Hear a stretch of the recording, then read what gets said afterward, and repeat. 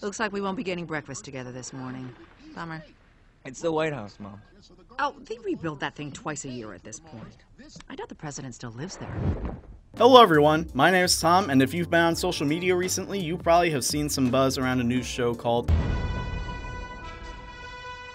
It's a superhero cartoon on Amazon based on a graphic novel, which I haven't read because I can't read. That's why I watch cartoons, but everyone I know who has read it strongly endorses it. Also, who doesn't like a good action cartoon with strong animation? As long as we're looking at the action. I'm not gonna pretend there aren't scenes where the characters are just sitting there static with only their mouth and face moving. But listen, making pictures move is expensive, and I think it's worth having some stiff moments if that's what it takes to give us some really great animation, which this show gives us. That aside, the best way I could describe this show to someone who doesn't know it is a mix of Young Justice and The Boys. It has that same kind of vibe as Teen Titans, but following older characters. It's kind of like The Boys, not in the sense that it's a parody, but in the sense that it really acknowledges how screwed up a world with superheroes would be. Because it is a show about a bunch of superheroes in a superhero world with colorful costumes and gimmicks, but it also doesn't shy away from the real world implications that the existence of heroes would have on society. A lot of the heroes do have a strong moral code and put the needs of the many above their own, and some are just assholes. Don't you do enough for the world?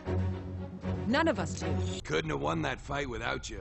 Oh! Except we did. So stories about a young adult, Mark Grayson, who in Sky High fashion has a superpowered father and has yet to have his own powers emerge until the beginning of the show, which leads us into the story of him being introduced to behind the curtain of the superhero world. The good, the bad, the emotionally scarring, and the annoying. Who cares about Mount Rushmore? My man is trying to work some magic. There are a lot of the typical tropes that you might expect from this type of story. Some of them are slightly subverted, but even with the pretty standard format, the key things that stand out about the story come from the fact that it is a very uncomfortably real look at what it would look like to live in a world of superheroes. People become jaded and desensitized to the fact that there are regularly attacks on highly populated areas and major historical landmarks. Most of the world doesn't even seem to care that the White House was attacked in the first episode. The most acknowledgement you see is Mark's friend talking about it like it was a new Def Grips album. Mauler twins attacked the White House.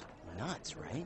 I saw. I know this dude is subscribed to Anthony Fantano. I can hear it in his voice. Despite the public apathy, the heroes don't get the same luxury of recklessness you see in other universes, and they don't manage to do everything flawlessly. The first major action sequence spent more time showing the heroes trying to evacuate the area of civilians than actually fighting the bad guys, and they clearly struggled just to pull that off. What this shows is the fact that these characters, even with their super abilities, aren't exempt from the consequences and don't stop functioning like human beings, even when they're being heroes. The way the characters are animated definitely adds to this, because usually with art there's a lot of polish to how things look, and in animation that means movements tend to choose style over realism. A smooth, satisfying movement is usually favored over a rough and awkward one, even if people tend to do the latter in real life. The way Darkwing got knocked off his glider from the force of trying to catch a free-falling bystander and had to recover, or seeing Mark struggle to get 2 trash bags past a heavy door at work, weren't exactly satisfying to watch, but it communicates that the physics of the world function exactly as they do in reality, which also makes it easier to feel the impact of feats of strength or the fight sequences where they aren't shy about showing the really horrific consequences of superpowered fights, though most of that stuff is just aesthetics. What about the story itself? Well, so far there isn't much to go off of considering there are only a few episodes out, but the characters and themes feel pretty solid so far. I really like Mark. He has plenty of downsides to work off of with redeeming qualities that find a good balance between sensitive but practical. Like, you're not going to get the same feeling that you might get from MHA where Deku is just always crying and is kind of annoying, though Mark does that too to some extent, but the show does a good job of making you freak out too, so you kind of understand where he's coming from. And he also just acts like a kid who would be in his position of having to deal with a lot of responsibility he's not entirely ready for and has to stumble his way through, even though the stakes are high and screwing up can result in people getting hurt or even worse, which actually does happen. On top of that, his dad is Omni-Man, the strongest hero on Earth, leaving very big shoes for him to fill. Speaking of his dad, I appreciate the way he's written as a guy who is clearly struggling with a lot of really toxic ideas about emotions and pushing through to be a hero, but also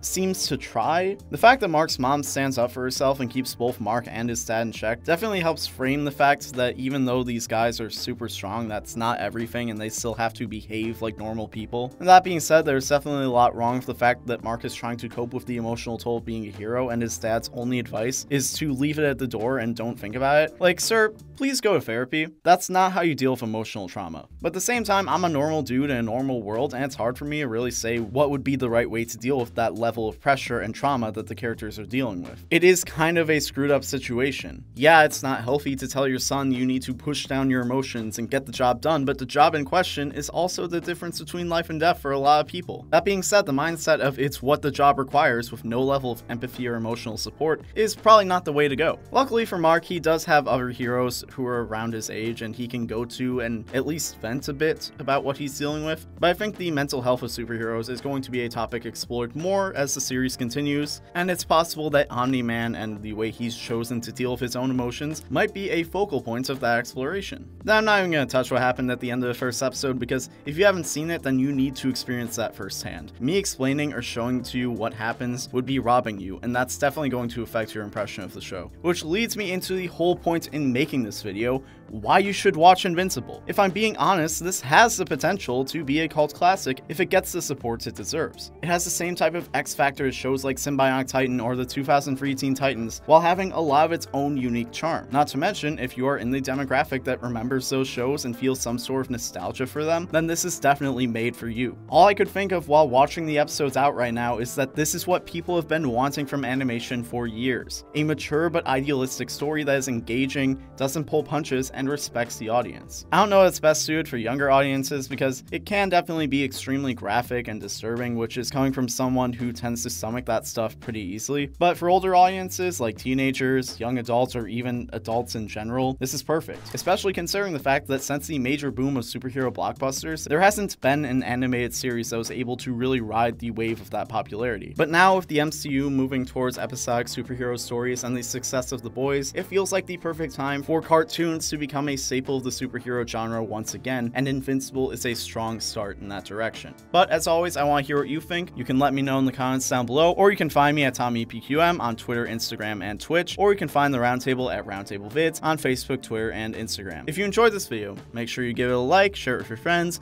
and if you haven't already, please subscribe to the Roundtable and hit the bell to never miss a video. Shout out to all our patrons on Patreon. As always, my name is Tom. Thank you so much for watching this video. I hope you have an awesome day, and I'll see you next time. See ya!